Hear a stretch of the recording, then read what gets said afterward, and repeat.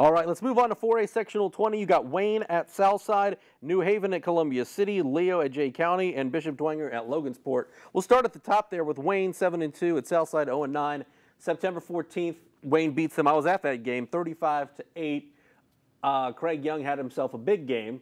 As far as this one goes, can Southside, what can they do to keep this one competitive? They need to create some turnovers early, get some momentum, maybe a special team score, maybe a defensive pick six, something like that to stay competitive. You look at Wayne, and we already circled that championship game potentially matchup with Bishop Dwenger. A little concerned with Wayne. Good win last week, getting by Carroll. But this is a team throughout the year is the 8th highest scoring team in the SAC. Only, I think, the Southside and Northside have scored less points than the Wayne Generals this season. I had not realized that. Yeah, so you look at it when you get into the playoffs, anything can happen, and you're going to play some teams you're going to have to put some points up against. Right. And particularly that final third of the year, after that Snyder win, it just seemed like Wayne got into a different mentality where we got over the big hurdle of beating Snyder. Where are they at mentally? I think they refocused. They're ready to play this game going forward.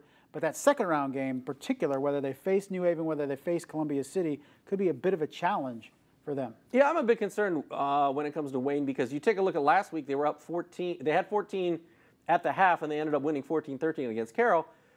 I almost threw out the first half of all of last week's games because the weather was so brutal. The second half really more telling of how things played out, and they didn't score in the second half against Carroll, and Carroll was able to put up, I believe it was just 3 points. But if you have the weapons that Wayne does, and you're in a game where, things didn't fall the way that you wanted them to in terms of the other games, but an SAC title type game where if everything worked right, you had to win a share of the SAC title, and they didn't put it on them, Yeah, since that Snyder game, so what, it was a 7-point win over Concordia, you lose to Homestead, and then you beat Carroll by 1. And Carroll, other than beating Snyder, has only beaten Northside and Southside this year. So, if we're talking about teams peaking at the right time, playing their best football, if you ask Derek Moore, I don't think his team's playing their best football right now. They get by it on Friday playing South, but they have a couple weeks to round back into form before they probably get Bishop Dwenger in a rematch, which they've all been looking forward to since week 1. Well, whoever wins at Jack Weicker Stadium will get the winner of New Haven, Columbia City.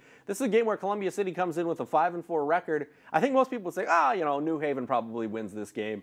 They did in the regular season. But they didn't. Yes, they did in the regular season. New Haven's 4-5.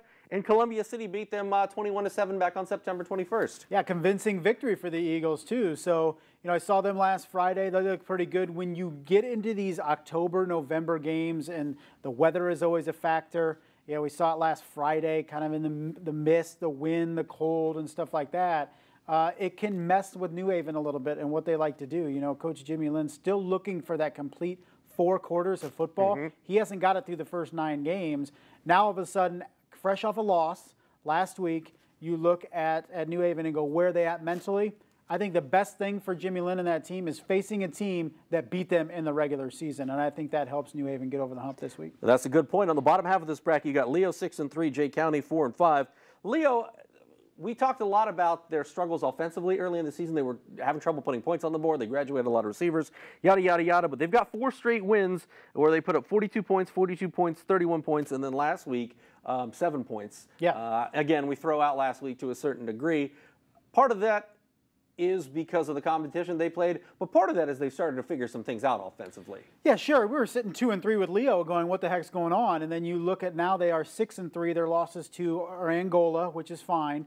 And then, single-digit losses to East Noble and New Haven. So that's a pretty good resume for Leo at 6-3. So, like you said, figured some things out. Restivo got comfortable with his new crop wide receivers. They got stronger up front. A developed defensive front has been very good, led by Jaden Elwood. So I think this team is right where they want to be going into this sectional, playing some good football.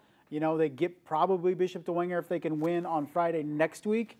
So Leo's one of those sneaky teams that you better be ready to play for. So many of those kind of teams in 4A, right? Neither sectionals 19 and 20. Oh, I totally agree. I don't think Logansport is one of those tricky teams. They're 4-5. No, but you got to go about 4.5 hours to play them. It's going to be a long road trip, hopefully a dry road trip if you're Bishop Dwenger, but they go on the road. What have you seen from Dwenger? Obviously, they pulled out and won a sectional championship.